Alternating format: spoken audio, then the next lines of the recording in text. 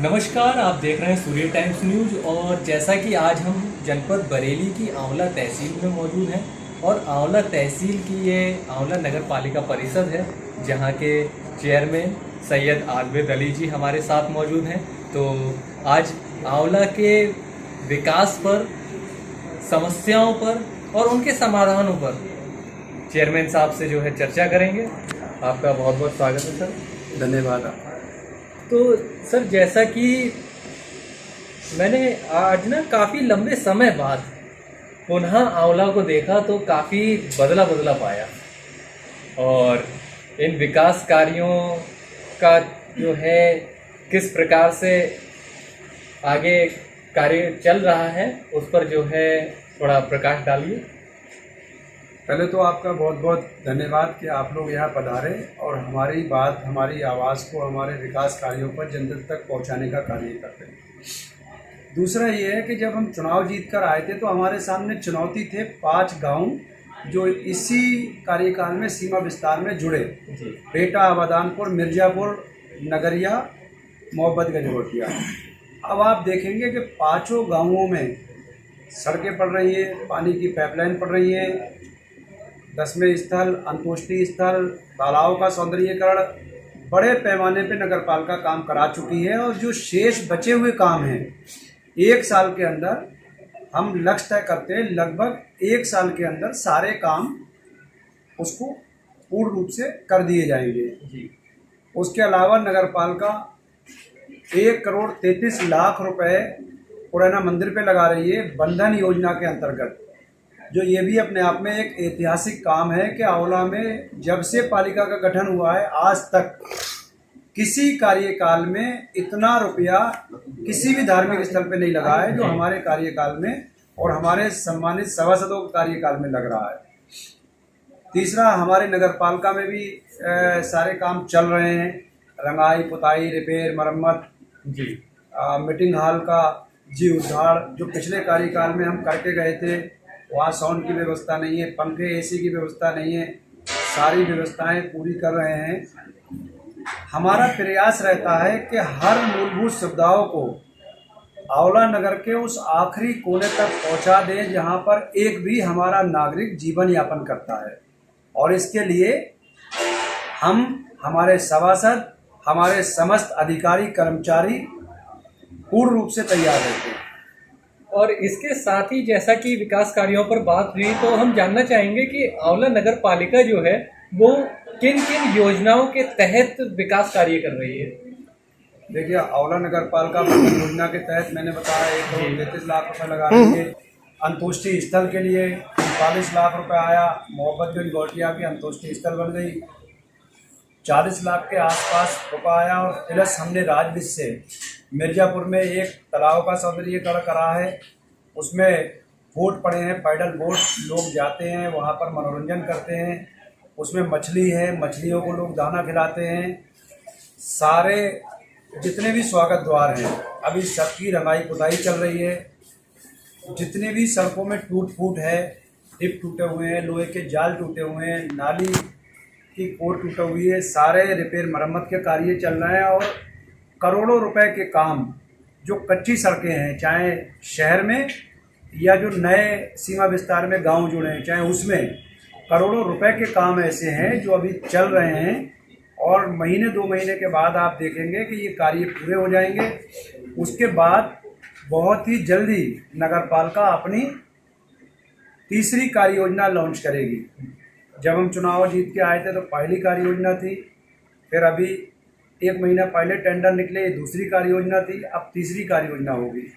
हमारे 2 साल के कार्यकाल में तीसरी कार्य योजना है, जिसको पूरा होने के बाद शहर में बहुत सारे काम हो जाएंगे। वार्ड नंबर 9 कच्चा कटरा के अंदर एक तालाब पुराना है, उसका हमने सौंदर्यीकरण कराया, उसमें जो इंटरलॉकिंग रह गई थी वो कराई, रिपेयर मरम्मत, प्लास्टर, रंगाई पुताई, बेंचें पड़वाई। उसके बराबर में एक मंदिर है, वहाँ भंडारा होता था, ऐतिहासिक मंदिर है। वहाँ पर नगरपालिका ने 8 से 9 लाख रुपए से अभी इंटरलॉकिंग बिछवाई है, वो भी कार्य पूरा हो चुका है। इस तरह से सैकड़ों काम हैं जो शहर में चल रहे हैं और हमारे आंवला नगर की जनता को समर्पित हैं। और इसके साथ ही जैसा कि अभी हमने स्वयं भी देखा, तो जो आंवला के नागरिक हैं तो उनकी जो समस्याएं हैं वो किस प्रकार आपके पास पहुंचती हैं और कैसे उनका जो है समाधान किया जाता है? ऐसा ये दो तरह से करते हैं जी। अगर कोई सुबह शाम पहुंच गया तो हम अपने घर पे बैठकर से भी उनकी समस्याओं का समाधान करते हैं। बाकी ऑफिस टाइम में मैं यहाँ आपके साथ बैठा हूँ, यहाँ पर अभी आपने देखा कुछ लोग आए थे, मैंने उनकी बात को सुना। मेरे जीवन में पेंडेंसी नाम की कोई चीज़ नहीं है, होगा या नहीं होगा ये अभी तय होगा।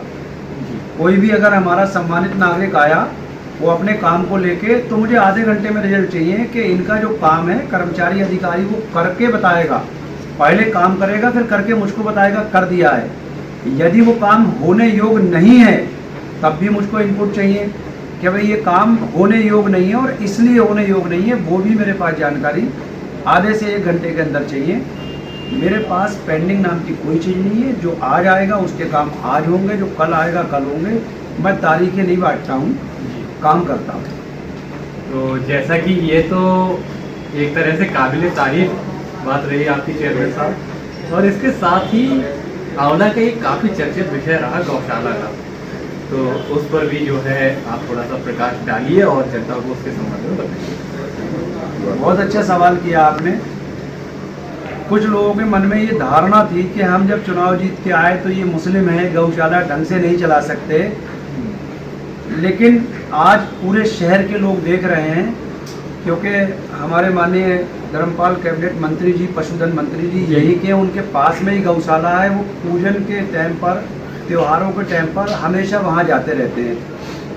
तो हमने उनके लिए ऐसी ऐसी सुविधाएं कर दी कि कोई सोच नहीं सकता। पहले एक ही गौशाला थी, एक ही परिसर था, उसमें सांड बाजार, गाय, गावन, ठंड, बच्चे सब उसमें ही रहते थे। फिर खाते टाइम वो बाजार उन बच्चों को या गावन गाय को उठा के पटक देते थे, या तो बच्चा उनके पेट में मर जाता था या माँ बच्चे दोनों मर जाते थे। हमने चुनाव जीतते ही ये करा, उस एक को 3 हिस्सों में कर दिया। मानी जो बड़ा है पुराना बना हुआ वो तो है, उसके अलावा एक और 3 शेड पड़वा दिया जहाँ पर केवल गावन गाय रहती हैं, ताकि उन्हें किसी नंदी, सांड वगैरह से नुकसान ना हो सके। और उनको खाना भी अलग दिया जाता है, हरा चारा है या चोकर है या खल है। दूसरा हमने तीसरा वाला और बनाया जिसमें केवल छोटे बच्चे रखे जाते हैं, जिनकी नांद भी छोटी है, पानी पीने का वो नांद वो भी छोटी है, ताकि आराम से उनका मुंह पहुंच जाता है और उनको भी बड़े जानवरों से कोई नुकसान नहीं होता है। तो इस हिसाब से हमारी गौशाला में बहुत तेज़ी से उनकी जो नांद पहुँच है वो बढ़ रही है। और हमने माननीय मंत्री जी से, धर्मपाल जी से एक लेटर लिखवाया है शासन से कि हम दूसरी गौशाला बनाकर उसे भी चलाने के लिए तैयार हैं। हम, हमारे सभासद, हमारे अधिकारी, कर्मचारी, कोई नहीं बचता है। लोग कहते हैं कि एक गौशाला नहीं चला सकते, मैं दूसरी गौशाला बना के चलाने को तैयार हूँ। इसके लिए मंत्री जी से मैंने लेटर लिखा, नगर विकास को हमारी तरफ से रिपोर्ट पहुँच गई, जगह भी उपलब्ध करा दी गई है।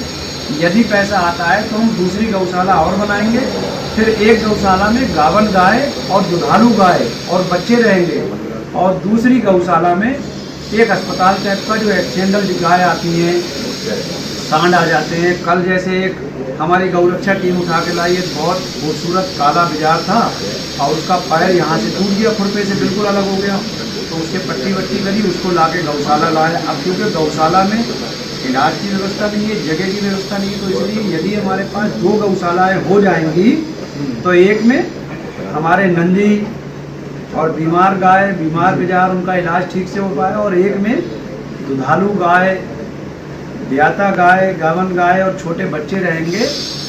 तो आप लोगों से तो मैं ये इनवाइट करता हूँ, रिक्वेस्ट करता हूँ कि आप लोग कभी मेरे साथ चलें और गौशाला देखें। जैसे गौशाला के मेरे मैनेजमेंट है बरेली ज़िले में, दूसरी गौशाला का ऐसे मैनेजमेंट कोई कर नहीं पाएगा। अरे आपके चैनल से जब आप लोग आ गए, मैं एक और सूचना देना चाहता हूँ। 26 तारीख को दोपहर 12 बजे आंवला नगर पालिका शहर का बजट पेश करने जा रही है, जिसको हम लोग पहली बार लाइव दिखाएंगे फेसबुक के माध्यम से। जो हमारी नगर पालिका की फेसबुक आईडी है या टीम सैयद आबिद अली हमारी आईडी है, लोग उससे जुड़ सकते हैं और हमारे हाउस में आंवला नगर के लिए जो बजट पेश होगा उसमें हम और हमारे सभासद और अधिकारी कर्मचारियों की क्या भूमिका रहती है, कैसे हम लोग करते हैं, शहर के लोग उसको देख सकते हैं, समझ सकते हैं, सीख सकते हैं। और इससे जो है पूर्ण पारदर्शिता रहेगी। पारदर्शिता तो हमारे काम में रहती है, हम कोई छुपा चुरा के नहीं करते। शहर का बजट है भाई, संसद का बजट सारा देश देखता है, विधानसभा का बजट देखता है, ये आंवला नगर का बजट है, इसे भी हमारे आंवला के नागरिकों को देखने का अधिकार है। तो हम ये भी नई प्रथा डाले देते हैं कि जब भी बजट होगा तो वो आंवला नगर की जनता को दिखाया जाएगा, जिससे कि जो हमारे शहर के लोग प्रदेश में रह रहे हैं वो देख लें, जो हमारे नौजवान, हमारी बच्चियां घरों में रह के मोबाइल चलाते हैं वो देख लें, जो विदेश में रह रहे हैं हमारे आंवला के लोग वो देख लें। हम उनको दिखाना चाहते हैं कि आंवला नगर पालिका जनहित में किस तरह से कार्य करती है। तो चेयरमैन साहब, ये भी मुझे लगता है शायद अपने जनपद बरेली में पहली नगर पालिका आंवला है जो लाइव अपना बजट दिखाएगी। मुझे लगता है प्रदेश में शायद पहली आंवला नगर पालिका जो लाइव बजट दिखाएगी। अभी तक मैंने किसी का बजट देखा नहीं है, किसी ने दिखाया हो तो अलग बात है, लेकिन पहली नगर पालिका मुझे लग रही है, जिले में तो है ही है, कि जो नगर पालिका अपना बजट दिखाएगी। तो ये तो आज की जो है ब्रेकिंग न्यूज़ रही। प्रदेश की पहली नगर पालिका जो 26 तारीख को अपना बजट जब पेश करेगी उसे लाइव दिखाया जाएगा। इसके साथ ही चेयरमैन साहब, आप आंवला की जनता को क्या संदेश देना चाहेंगे? मैं आंवला की जनता से ये अपील करना चाहता हूँ कि जनहित के कार्यों में हमारा और हमारी नगर पालिका का सहयोग करें। हमारी जो गौशाला है वो जिस तरह से चल रही है उसमें अपना योगदान दें, भूसे के रूप में, चारे के रूप में, पैसे के रूप में, रोटी के रूप में, जिस रूप में भी दे सकते हैं। ये बड़ा पुण्य का काम है और शहर को साफ सुथरा करने में, स्वच्छ रखने में हमारा सहयोग कर दें। बस यही हमारे लिए एक बड़ी उपलब्धि होगी। कूड़ा सड़कों पे ना डालें, पानी जल भराव की स्थिति ना हो, डिस्पोजल का इस्तेमाल कम करें तो किसी कार्टून में, बाल्टी में भर लें, उसको नाली नालों में ना बहाएं। ये हमारी आंवला शहर की जनता से अपील और अनुरोध है। बहुत बहुत धन्यवाद चेयरमैन।